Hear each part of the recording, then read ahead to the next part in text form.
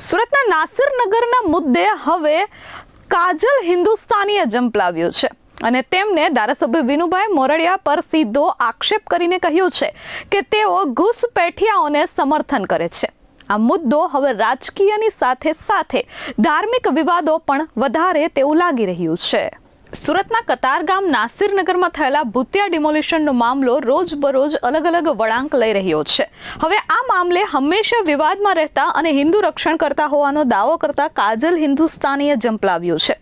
તેમણે એક્સ એટલે કે ટ્વિટર પર ભૂતિયા ડિમોલિશનનું સમર્થન કર્યું છે અને ધારાસભ્ય વિનુભાઈ મોરડિયાને સીધો ટાર્ગેટ કરી તેઓ ઘૂસપેઠિયાને સમર્થન કરતા હોવાનો આરોપ મૂક્યો છે।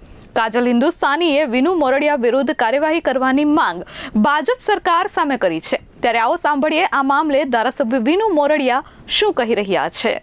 અમુક લોકો ખોટો અપ્રચાર કરે છે અને જે પ્રકારે જે જમીન માલિક કે પોતે એને જે કરવું હોય તે કરી શકે છે, એની હારે આપણે કોઈ લેવા દેવા નથી।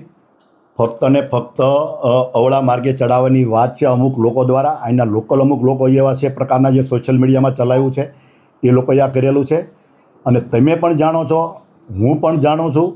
અને જે પ્રકારે ડિમોલિશન કોઈના હિતાર્થે થયું છે, કોઈના લાભાર્થે થયું છે એવું જણાઈ આવે છે। આજ સુધીમાં વાતચીત એ જ ચાલે છે કે કોણે કર્યું, અનલીગલ થયું હોય તો એની સામે કાર્યવાહી થવી પડે।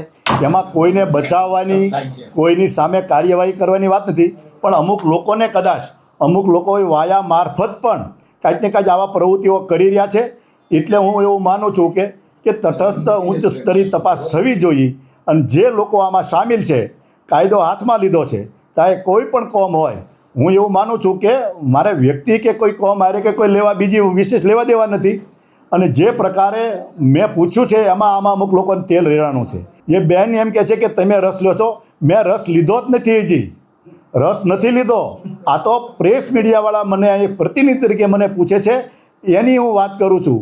એમાં તો શું કોઈને એવું તેલ રેડાઈ ગયું કે આને આમ કર્યું તેમ કર્યું, જેહાદીઓ, એનો જે પ્રશ્ન જેહાદીઓને તમે હવે આ બધા જેહાદીઓ છે તો જેહાદીઓ નહીં રહેવા પડે। જેહાદી હોય તો એને અહીંથી મોકલી દેવા પડે બાંગ્લાદેશ।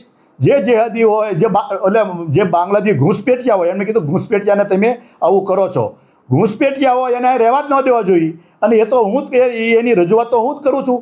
અને અમારી આગળની સંકલનની કમિશનરની મિટિંગમાં અમે પૂછેલી માહિતીઓ છે અને એમાંથી પોલીસે કામગીરી પણ કરી છે અહીંથી ઘૂસપેઠિયાને કાઢવાની। અહીંયા આ લડત માટે એમ જ કરી છે, પણ ઠીક છે, બેનનો મને નથી કોઈ વાંક લાગતો, પણ એમને જે લોકોએ બ્રીફ કર્યું છે અને એ બ્રીફ કરવાવાળાને કંઈક મારી હારે તકલીફ છે એટલે આવું કહેતા હોય એવું લાગે છે। બાકી તમે જાણો છો કે એક પણ જગ્યાએ મેં કોઈ ઘૂસપેઠિયાની કરી, પણ એ ઘૂસપેઠિયાને સાવરે છે એવું ખેંચાવા લઈ જાય છે। Bureau report S24 news Surat.